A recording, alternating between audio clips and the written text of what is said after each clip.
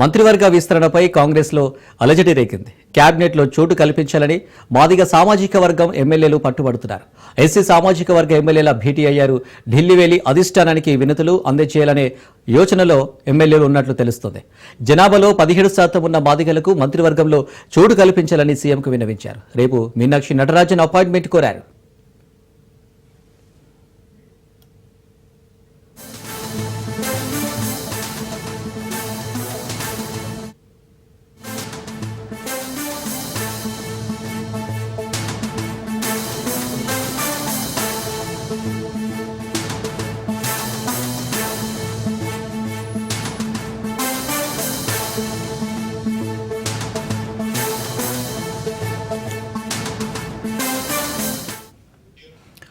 మంత్రివర్గ విస్తరణపై కాంగ్రెస్ లో అలజడి రేగింది. క్యాబినెట్లో చోటు కల్పించాలని మాదిగ సామాజిక వర్గం ఎమ్మెల్యేలు పట్టుబడుతున్నారు.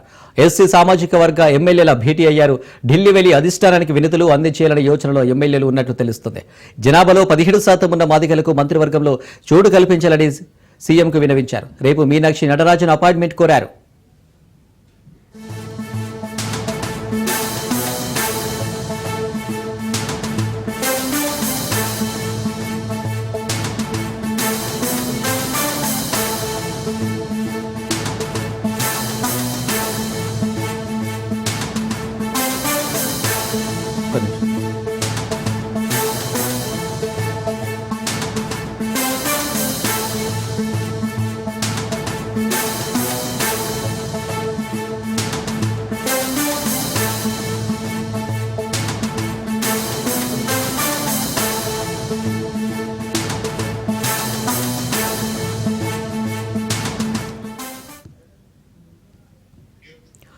మంత్రివర్గ విస్తరణపై కాంగ్రెస్ లో అలజడి రేగింది. క్యాబినెట్ లో చోటు కల్పించాలని మాదిగ సామాజిక వర్గం ఎమ్మెల్యేలు పట్టుబడుతున్నారు.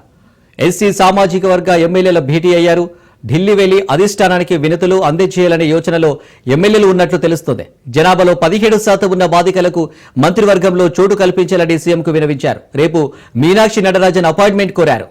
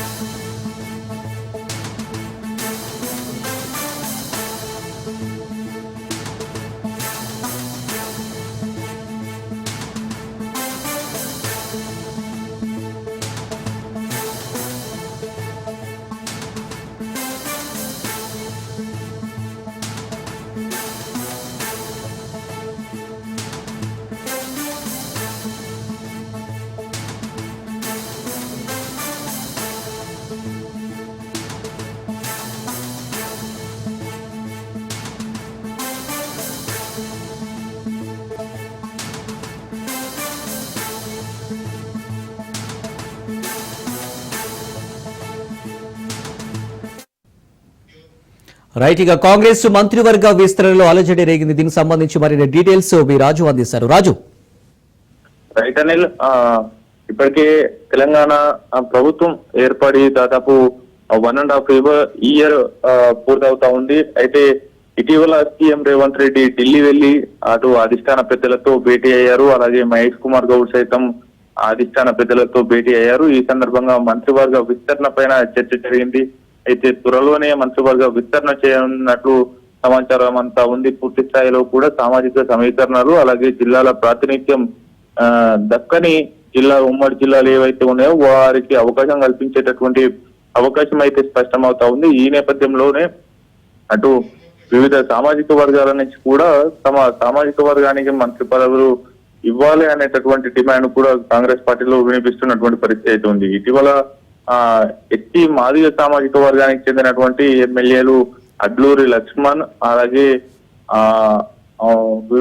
కవంపల్లి సత్యనారాయణ, వేముల వీరేశం, తుంగతుర్తి ఎమ్మెల్యే మందుల శ్యామతో పాటు మరికొందరు ఎమ్మెల్యేలు సైతం సీఎం నివాసానికి వెళ్లి సీఎం వినతి పత్రం అందజేసినటువంటి పరిస్థితి అయితే ఉంది. మాదిగ సామాజిక వర్గానికి మంత్రివర్గంలో చోటు కల్పించాలి.